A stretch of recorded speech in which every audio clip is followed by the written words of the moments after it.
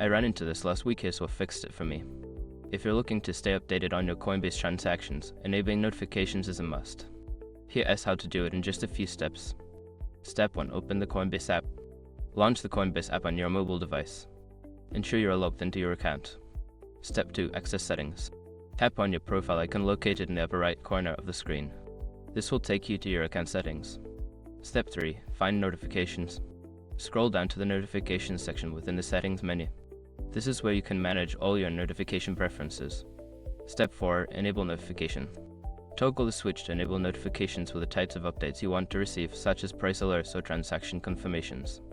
Step 5. Customize notification types. Select specific notification types you want to receive. For example, you can choose to be notified about price changes or security alerts. Make sure to check your device settings as well. Sometimes notifications can be blocked there. Once you've set everything up, you'll be all set to receive important updates from Coinbase. Happy trading!